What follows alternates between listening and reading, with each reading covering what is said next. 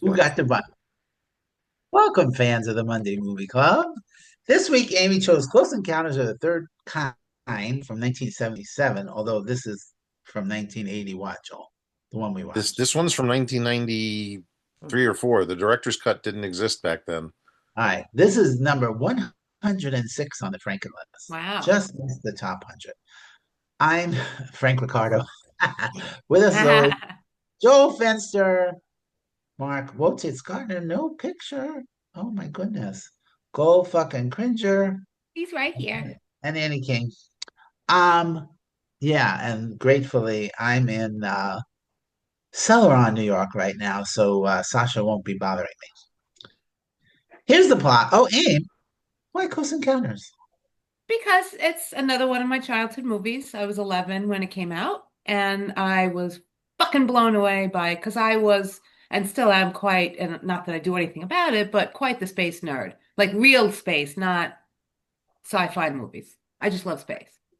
Okay. That is the final frontier. And there's so much of it in her head. Okay. Here's the plot. The story is the story of Roy Neary, played by Richard Dreyfuss, an everyday blue-collar worker in Indiana whose life changes after an encounter with an unidentified flying object. Yeah, that's pretty much it. So, of course, because it's on the Franken list, I reviewed it. So I'm going to read part of my review. Okay, so, but before that, Spielberg, oh my God, he's such a great director, really. He really knows how to tell a compelling story. He knows what the audience wants. And this is, for me, this is absolutely one of his best. Okay, so growing up in Arizona, aliens landing on Earth must have seemed like a real possibility to the young Steven Spielberg. And he certainly made two of the best aliens come to visit movies with E.T. and this suspenseful, thoughtful alien encounter about a group of people who are somehow drawn after their encounters. So, and Richard Dreyfuss is great, and I loved how the family was, it was not a homogenized family. They were fighting, they hated each other. It seemed so real to me, having lived it. Okay, so he witnesses an unidentified flying object, refuses to accept an explanation for what he saw, and after that life-changing event, he starts seeing this formation mountain thing, and he becomes obsessed with what it represents. Blah blah blah. Who hasn't seen this movie? And but I've seen all three versions of the movie, and I love them all. And I can't. We'll go to Joel for what differences there are. We kind of touched on it a little bit. But I have a very vivid memory of seeing it in the movie theater the first time and being enthralled, completely enthralled with it. And again, it's just Spielberg knows how to give you a good time. And I think also at the time, 1977, we were much more able, willing to believe that there was the possibility of life from another planet. So I'm like I did last week, I decided this I'm gonna do again. I'm going to stop there, give my rating, and then I'll come back to my observations if anybody doesn't observe them, giving you all a chance to talk. So for me, absolutely, it's a four-star movie. I love it. Annie King, had you seen it before? I saw it once before when I was an adult, though. So maybe in the last 10 years, Right. I What saw made it. you watch it? It was on, and I said, I've never seen it. So, yeah, but yeah, and I enjoyed it then. And then watching it again, I was able to like really notice like his camera work and everything, the family dynamics, and the kid crying at the dinner table, and they're all staring at him with the mashed potatoes and stuff. And it's just really cool. And I think it held up pretty well. Like, it's a good storytelling, and I was totally into watching it again. Um, it lags a little bit sometimes. Some of the scenes are just a little too long for me. but otherwise, I love like when the little boy's room and all the toys start. Figures he has everything electronic, right? All the little Yeah, but not all all of wind them. up. All of them were generic toys. It was like no, they couldn't get Mattel to agree to anything. Yeah, I loved it when everything started like to play and to move and stuff. Um, I thought that was brilliant. Yeah, the end gets a little hokey, I guess, because it's 2025 with the aliens and how they look and everything. But the lights were fantastic. I just thought it was really well made. What did I love? I can't remember anymore. But I would go with a 3.25. Doesn't sound like love, 3.25. No, I was a little surprised at that. Yeah. All right. Mark, you don't love it either. No, and I was surprised because I've seen this before. I saw it once before, and I remember the ending part. That's pretty much all I remembered was the spaceship with the Simon Says light show. But I don't know. It was missing something from me. So I'll go to my notes. Richard Dreyfuss teaches fractions to his kid like I would, which is why it's probably for the best I didn't go into teaching or have any children. If you remember the part with him, he was very short with the kid. Yeah. And who lets their kid repeatedly bash a doll loudly without correcting them? That part was killing me. I get that they were real No, fans. sorry, you're not a parent. You cannot make that comment. Joel? Over and over again. Joel? It was clearly Joel? Stephen was directing him. I would not have let it gone that far, but yes, This is my there are sister. things you do as a parent sometimes that when you go into parenting before you start, you say, I'm never going to be that person. Yeah. I had somebody once say to me, and this was the perfect example. Any parent who tells you that they would never allow their kids to watch television doesn't own a television. And this is the thing my sister would always say to me. You have to pick your battles, otherwise you'll be fighting all day. Yep.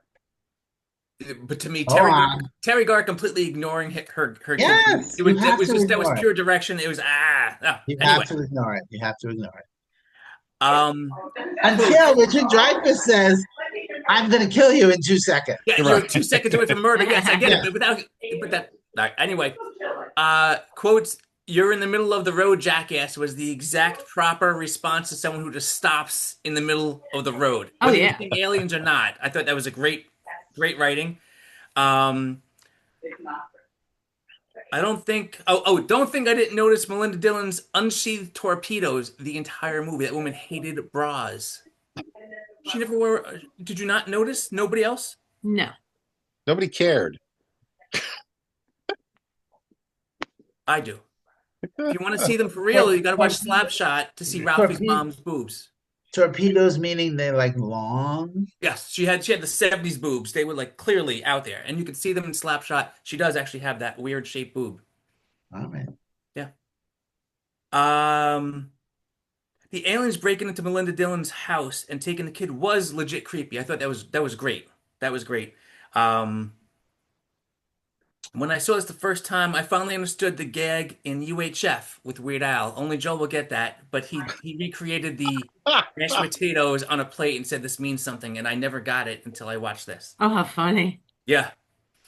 I mean, how funny that you never got it. Yeah, exactly. It wasn't that funny of a scene, but I was always like, I knew it was a gag, and I just didn't get it until I watched this, and it was like, oh. That's why, yes. Man, 70s toys were scary. All those things you just talked about, those toys lighting up, whatever. Like, why was every toy creepy though? Yeah.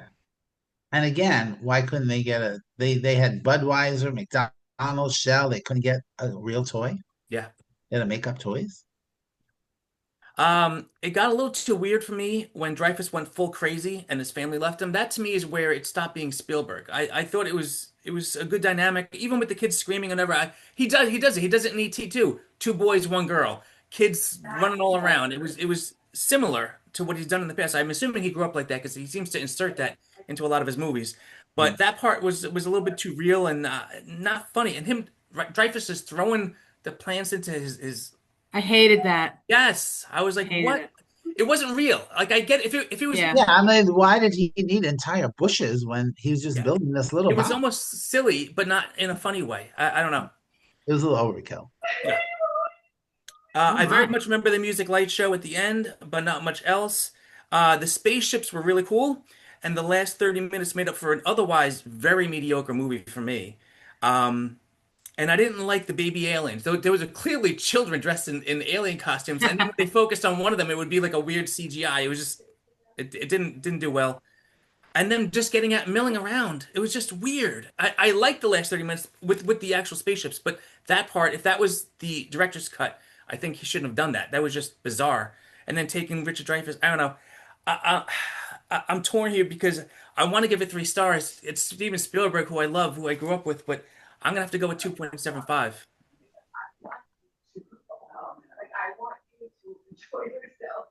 You I never liked. Yeah. Um, uh, all right, so Joel, we could talk about now. I mean, he just mentioned about the alien and the kids in the alien suits. Yes. What part of that was in the original version? I do remember, I'm pretty sure those kids. Okay, yeah, okay. So the differences between the three versions are really interesting, and I'm going to touch on something that Mark mentioned, specifically a specific scene that you all were like, "Oh, that's overkill. It was silly. It was this." When he's pulling up all the plants and stuff and throwing them into the kitchen window and stealing the neighbor's fencing and throwing it into the kitchen window. Um, when Spielberg wanted to release the movie in the summer of '78, but Columbia Pictures was having financial difficulties and they forced him to have it done in time for the holidays of '77. So he had to make some compromises. The movie did really well, and he went back to them and said, "Can I re-edit this?" They said, "Sure. If you re-edit it, though, we want to see the inside of the spaceship at the end." Right. We need something new that people are going to want to come Right. back and So see it. that's what they did. But that's not all he did. He went back and re-edited the film in various ways so that the special edition that came out in 1980 is actually a couple of minutes shorter than the original theatrical cut. One of the reasons for that is that entire scene is missing. And here's the problem.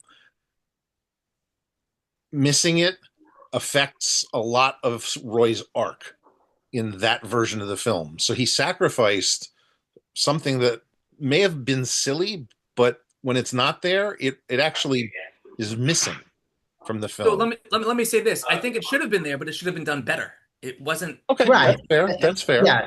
Again, it was a little too long now, but if you could get the point across just as well. Yes. Just from the first bit of him throwing them through the window. But it wasn't that Wow, you needed to have the neighbors seeing him having this mental breakdown, and that's the important Right. part of it, because the special edition added in the scene of him crying in the shower, which isn't in the theatrical cut. So you miss the neighbors really kind of.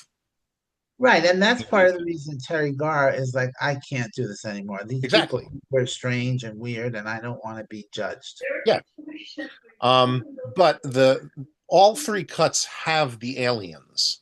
The only thing that is different in the end of the special edition is literally Roy goes into the spaceship and you see him go in and you see him look up, and then we spend, I don't know, just like 4 years looking at what's actually inside the spaceship. And I'm not going to describe it. It's just kind of. Well, Joel, isn't it bigger on the inside? It is bigger on the inside. It does have that TARDIS feel to it. But anyway, watching all three films with all three versions within a week's time period was very interesting, because I had not done that. I had seen them each individually before, but the differences are very striking. It's, as I said, the special edition, the inside of the spaceship's irrelevant. It's pointless. He did it because he was going to get the money from Sony to do other things he wanted to do. It doesn't exist in any other version. He cut it out for his director's cut. That's how the movie ended originally, was Roy just gets in and the ship goes off and that's the end of it. But there were some I other. remember. Yeah, well, that's the theatrical version. There's little bits and pieces here and there. I don't know if anybody noticed, and if you watched the credits, you would have seen Carl Weathers listed in the credits for the film. His scene does not exist in any version other than the original theatrical version. And I don't want to say that it's important or anything. It's an interesting scene. It's a scene where when Roy arrives at the train station to try to get to Devil's Tower, Carl Weathers is an MP who basically has this conversation with him, like saying, "You need to leave. You need to get out of here." Doesn't add much, but it does beef up that military presence that the government's trying to have there. The other scene that's missing from that's only in the theatrical version, and I kind of do miss it, is you get a scene with Roy at work at the almost the very start of the film where you see his bosses talking to him about things that he's been doing. So you get a start to, Roy's already in trouble at work with certain things. Right. But in our version of it, we think the reason he got fired is because of the UFO incident. Yeah. So not that he'd been fucking up already. Right. Exactly. It's a good movie. I've seen it a few times over the years. Obviously, if I've seen all three versions over the years, and yeah, well, I wanted to watch them as close as I could. I just couldn't do three versions in one day. Sure. It killed me.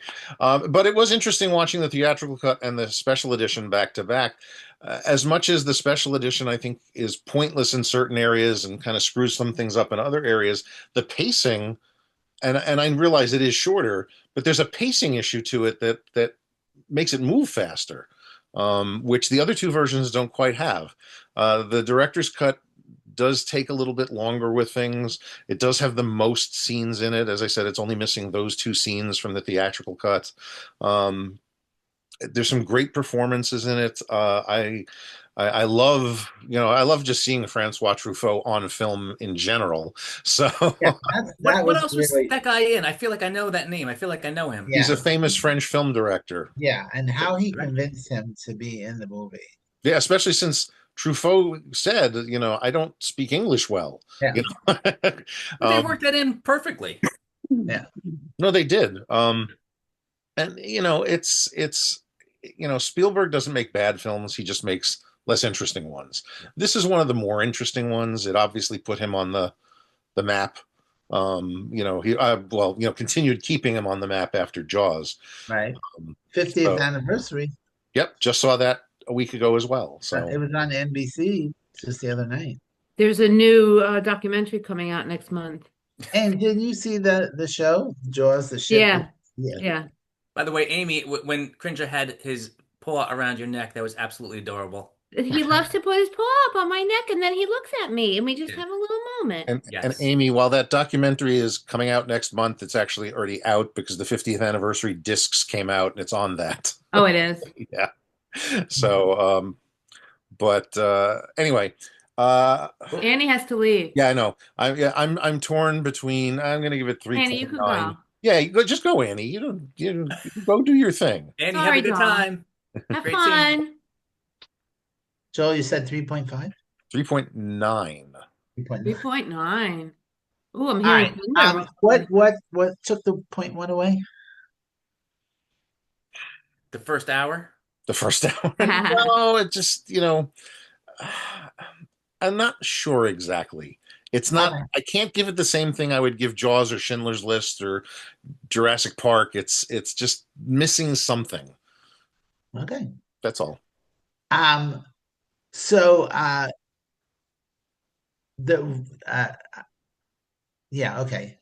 It's missing Carl Weathers. That's what it is. Yes, if he was in it, it would have been a 4-star movie. I've always thought he was worth 1/10 of a point. Yeah. The comment just went through my head that I will not repeat in public. Wow. We just had Juneteenth, Joel. I know. Shit, now with only 4 of us, Joel is all choppy again. Good, because that way I don't. Brutal. We'll see how it shows up on the actual video. So Aim, you saw this in 77. I think don't know. You I think Steven Spielberg really wanted to believe this. He wanted to be Richard Dreyfuss and go on that ship. He definitely did. Yeah. So this is a little bit of, I think at the time he was still a believer. 100%. Yeah. So Aim, did you think in 1977, ooh, are there really UFOs out there? I don't remember at all what I thought of that, or even if I saw it in the theater. I assume I did because it had a really big impact on me. And of course, I didn't have a VCR in 77, and it wouldn't have been on TV until like 1980. Anyway, uh, what was I? So yeah, and I have no idea what I thought about aliens. I don't think I've ever believed in aliens. So to me, it was just a fun fantasy. Right. But now they would get shipped out of the country anyway. They certainly are illegal. And I don't want them eating the cats and the dogs. Yeah.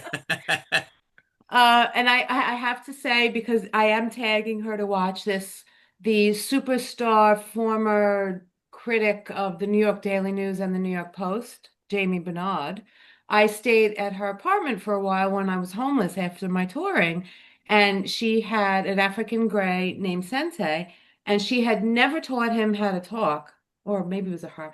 She had never taught Sensei how to speak, so he didn't say anything. So I said, well, I'm going to teach him how to do da da da da da the whistle. And I feel like after weeks and weeks of constantly doing, he actually started doing it. So I had to give a That's shout great. out to Jamie for that, for letting me do that. She's like, I don't care what you do. Let me see the notes I took. I wrote. I love when Richard Dreyfuss, who's every nerd, I just love Richard Dreyfuss. I love when he's driving around in his truck in the dark and the spaceship pulls up behind him and then just rises totally unnoticed, but we sure notice it as the audience. There was no reference to it. First you saw the truck saying you're in the middle of the road, then it happens and it just floats away and nobody sees it but us. And I remember loving that. Even when I first saw it, I loved And that. his, Yeah, his that reaction when the car starts up again, him being legit scared, like what the hell? When the flashlight starts up again too, I thought that was great. Yeah, yeah. yeah, and that whole scene is brilliant. Yeah. Just brilliant. Yeah. The best line in the whole movie. Oh, I put this in the text yesterday. There's a line in the movie for our viewing member, audience member. The best line in the whole movie was, "No one's going to believe a plague in this day and age." Come on. Love that.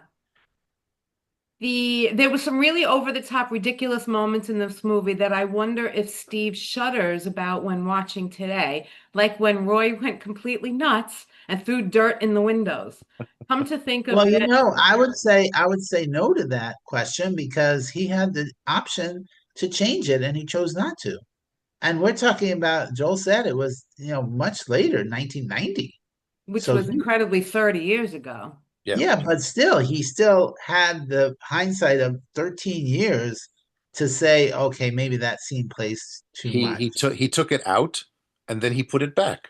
Yeah. Yeah, So so obviously he felt it was Well, and necessary. when we discussed it earlier, and I do agree it should be there, just not as ridiculous as it was. Right, Yeah. right. Take it down a Agreed. notch. Agreed. Yeah. Yeah. Come to think But of it, are you most one of the neighbors that have been standing there going, "Oh my God, he's gone completely It was her chicken wire. Looney Tunes." But he shouldn't be that Looney Tunes. He should be this Looney Tunes. Yes. Yeah, right, but right. again, I really do feel you had to see him over the edge because it was ridiculous. You're like, what the hell's going on right now? He's leaving. He's ultimately he is leaving his family. He's not even they have a brief conversation after Terry Garr takes the kids and leave over the phone, and Yeah, then I'll do anything they're you want me irrelevant to at that do. point. They're gone. They've left. He's never Yeah. coming back. Yeah. Yeah. And something had to drive them to that point. Well, the final thing I wrote on this whole topic was, come to think of it, most idiotic moments of this movie are when Ronnie, Terry Garr, is yelling at Roy and not understanding what's happening with him. She was terrible. It's amazing how she still had a career. I thought she was horrible. And Yeah. every one of their scenes, it was just, it was awful. Wait a Awful. minute, but I genuinely laughed out loud when he's explaining the whole thing, took her to the site where the UFOs came in and is explaining it, and she said, "Don't you think I'm taking this really well?" Crack me up. That's a I'm good like, line. oh my God, That's that a good was line. so Yeah. funny. I Great. sang, huh? It was great delivery. I sang that damn Here Comes the King Budweiser commercial along with the TV Yes. as if I just heard the commercial yesterday. Yeah. Da da da da the king. Oh my God. I was But they couldn't get Mattel to give one toy. right. As the movie goes on, I'm wondering what was the point of having a French character at all. It probably added at least 5 minutes to the movie and an extra salary to have to listen to him and then listen to Bob Balaban translate what he just said. Well, I I think don't that get was it. no, I think that was necessary because it wasn't just happening here, it was a global Well, phenomenon. my last sentence was it to show the internationalness of it all? Yeah. So I got Yes. that, but you could also have had a guy from England. And they were in Mexico too, I think, in the Again, beginning. Yeah. again, why did he want Francois Truffaut? Yeah. I did like seeing him. Yeah. I loved when Francois said, "We didn't choose this place. We didn't choose these people. They were invited." It was Yeah. just a line that really hit me as a great line. Yeah. I loved how Richard Dreyfuss knew the topography of Devil's Tower simply because of the way he sculpted it. Like something in his brain told him how to do it, and that was exactly how it Yeah. really was. The whole Yeah. thing, the whole Devil's Mountain thing was a brilliant thing to add Yeah. because then we see he wasn't the only one having this image. Yeah. It's all being told, come here. Yeah. Come But- here. But, Here. but not just that, it's the fact that, like, Melinda Dillon was sketching it. Well, I said about you're missing that 3D aspect of it, that they didn't understand that there was something on the other side of it. Yeah, I said in my comment about that, I said, and I loved when Jillian said she didn't know what was on the side that she didn't paint. Yeah. Yeah. Oh my God. There's Yeah. some really incredible moments in this movie. Yeah. And I love how all the stories are so beautifully woven together. That Yeah. they all, yeah. this is where we were going. And as a kid, boy, do I really remember the dun dun dun dun dun. And that was such a big deal. I was playing it on the piano everywhere. Hey, dun dun dun dun dun. It was such a big deal at the time for everybody, I remember. And I loved how it was on like Simon, like Mark said. And I so remember, and it happened yesterday. I said the big spaceship is going to make this really deep, like fart sound. It was I just loved it all. And then they started playing together. It was brilliant. And the glass in the tower shattering. Yeah. Oh my God, yeah. When they were going back and forth, that was my favorite part of the movie. Oh, I love For that sure, part. for sure. Loved it. And I actually my eyes got a little misty when they were all going back and forth. And I'm going to get misty even now. It was so beautiful. And there was one other thing I was just going to say about it. While you're thinking of that, I will say this, Amy. I get it because my Spielberg alien movie is E.T. I was 7 when it came out, and it's also where I fell in love with Drew Barrymore, who was three weeks older than me, so we're practically the same age. And to see that movie, I mean, at 7 years old, I thought E.T. was real too. I wanted E.T. It was magic. That was true magic, and that was it stuck with me forever. So I totally get it. This was your E.T. That was my magic moment for sure. Totally get it. Oh, I remember what I was going to say. When I was watching it, I had the captions on. And at one point, when the spaceship was playing the music back, it said spaceship plays Jaws theme. And I thought that was really funny, though I was not hearing it. It just went dun, dun, dun. Well, yeah, they're similar in the sense that they're so simplistic. They're just, certain Yeah. notes being played. So, and John Williams did slightly base the tune from Close Encounters off of those Jaws notes. So, But it's funny that the closed caption yeah, said, would say that. Yeah. Jaws, yeah. Cracked me up. And I started really listening. Somebody- It's like, no, it's not. somebody had to agree to that caption. Right? True. And I did- final. Go ahead. I did read that John Williams did the music to this first, and then Spielberg edited it to the music, which is very unusual. Yes. Oh, wow. Interesting. Fuck. I said, of course I'm going to remember what I was going to Sorry. Oh, I loved how they figured out that those 6 numbers were coordinates. There was just so Oh, much that was the one cleverness. guy. That was that guy, the translator, right? Bob Balaban. Bob Yeah. Balaban. So much cleverness in this script. Yeah. But I'm going to give it a 3.5. You would think I was going to give it a 4, but I loved it, but then there were moments, I think towards the end where it was so draggy. Like the last 30 minutes were fabulous. And then I was like, all right, let's go. It was never when it had to do with spaceship. I think it was more with the aliens coming down and the people going in. I was like, all right. But But I that did was love it. that was the dream come true part that he could get to Oh see yeah. the aliens, go on the ship. And I love that the aliens, it was so nice to see a movie where the aliens were nice. They weren't like killers and Yeah, horrible. but even in that scene, there were moments you were like, wait a minute, are they going to be mean? Are they going to kill everybody? Wait, No, I knew they wouldn't when they returned all the people. When the spaceship hovered above them, though, all I saw in my head was Independence Day when they just blew everyone up. Yeah. yeah. Okay, so I'm going to now read the observations that were not cited. Observed. Observed. So at the beginning of the movie, at the very beginning of the movie, when the first UFO happens and they're in the tower and they're asking, and they were like, "Does anybody want to file a UFO report?" And they're all like, "No, no." It was funny to me that nobody wants to do it. And then we see, the when the aliens break into the house. I want to go on record that E.T. was at the refrigerator first in this movie because that refrigerator, and then Yes, very ET similar. was like, oh, I like a refrigerator. Yeah. Um, and another moment that was so beautiful was when those spaceships came over the mountain right at the beginning. It's like, oh my God, that is beautiful. Loved it. And so thrilling.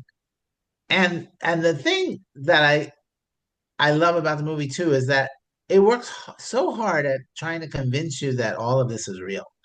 That it's all based in fact, and there are all kinds of government conspiracies, which obviously was a very big thing, and they're hiding stuff, but it's really just a lovely fantasy. And then everybody goes to see where the spaceships landed, and they're like, "Oh my God, here it comes!" And it's just a helicopter. I was like, "Oh, Yeah. brilliant, brilliant! Again, just brilliant." And then, and then when they need the globe, and somebody has that huge globe, all I could think of was Indiana Jones, and that globe is going to run over people and kill them. Probably And where he got it from. right, And in and then 1977, that globe cost $2,500. I was surprised. $2,500. I was expecting to say it's a $100 globe, and 2,500. That's Yeah. pricey. and then showing the clip of Marty the Martian. I mean, how funny is that? He did a lot of showing movie clips and TV clips, and Joel, of course, we know him as Marvin. Yes, I know. I was oh, just going to sorry, ignore. sorry, I never watched it. I didn't know, We know, but Frank. no. See now, this is the thing. This is the thing. Barbara Streisand has a song called Marty the Martian. All right, all right. So you get a Yeah. pass because it's striking. And so Marty the Martian comes off the spaceship and he has 12 arms. And he's like, she says, why do you have so many arms? And he says, to love and love and love and love. And then at the end of the song, she says, and we went off in hand, and hand, and hand, and hand, and hand. It's adorable. And then when Richard Dreyfuss is trying to go to Wyoming and he has the atlas, I'm like, they didn't even have MapQuest yet. And then I kind of stopped taking notes because I really do love this movie. And even though I certainly don't believe in the whole alien thing, but at the time I definitely thought, oh, maybe he's right. Maybe there's a You possibility. think in the entirety of not just our universe but other universes that there is no other life out there? I think that's crazy. You I are think correct. if there is life, it's amoebas and bugs. That's At best. I mostly agree with Amy. That doesn't disprove the possibility that there is life out there like us, but either A, they're not as advanced as we are, or B, they're more advanced than we are, and they look at us and go, "Ha, we're not stopping there. You people are fucking idiots." It's also, it would take so long to get to any other point, even with advanced technology, that I believe 100% that they're out there. They simply can't, or they have no interest in traveling to where we are. Or how would they even know that we exist? So, anyway, that's my thought. So it's I like wonder us. what our We one can't get to view them, is. they can't get to us, so who cares?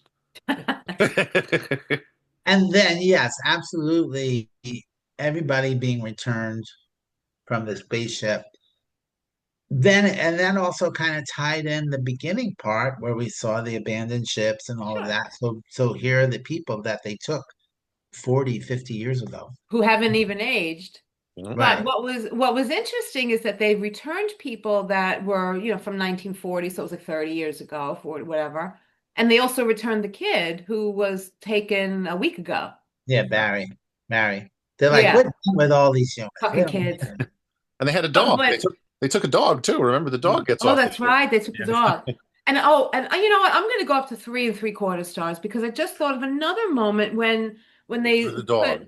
put the dog reminded me when they put the spray down and you just watched all the animals fall asleep, but you're supposed to think they were all dead. To me, Yeah. again, that was brilliant. They made people think it was deadly gases. I don't know if you noticed. God, man. There's this really interesting sound effect when the army stops Jillian and Roy and separates them, and the guy goes to the car and he comes away with their the bird in the box, and the bird was awake and alive, and now all of a sudden it's Dead. asleep and dead.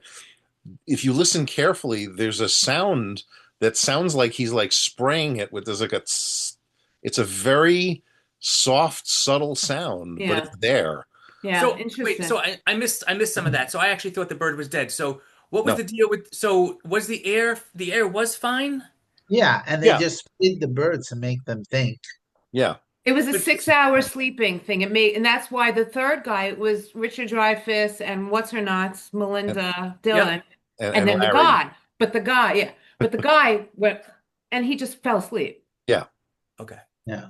And You got- that was from the army was doing that purpose. Right. To They make was spraying. people think it was Spraying. deadly gas So they all knew it was all bullshit.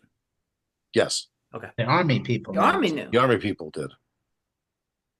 And that's why the people wearing gas masks and Richard Dreyfuss was like, fuck this. I saw when the helicopter took off, and then whoever it was in the army turned around and they all just took off their masks. Yeah, so they all knew. Okay. Yeah. And something again made Richard Dreyfuss' character think this is all set up. This is not. The air is Yeah. fine. He kept Yeah. saying, yeah. The other thing I thought was very cute when everybody was being returned, and then the one guy said about the aliens, he said Einstein was probably one of them. Yeah.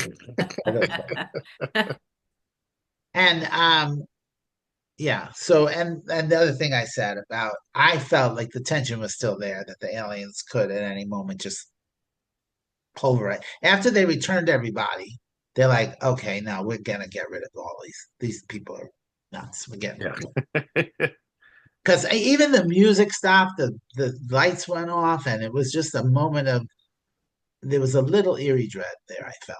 Yeah. When they were listing out when you knew that these were the soldiers that were missing from 30 years ago, you Right. knew that they were not going to hurt anybody. That for me, I thought that it was clearly a very Right. PG moment. All right. Yeah. So for me, definitely a 4-star movie. And that's it for us. What was that? All right. So Close Encounters of the Third Kind, not on any of the usual streaming services. You have to rent it or rent it twice, as Annie did. But of course, this one is in my collection. But just a director's cut. I don't think I have the other two versions. Do you own it physically? No. Okay. No. So no. Because all the physical versions, as well as the digital version, just because one of the physical versions came with the digital version, has all three cuts. So Oh. Right. So next week, Mark chose Tangled from 2010, which is on Disney Plus. I've never seen it. Or you could rent it, obviously, or get it from the library. I'm now going to go to the pool, so go watch a movie. We walk outside, it'll be like a pool pouring. Oh, Yeah. and also with you.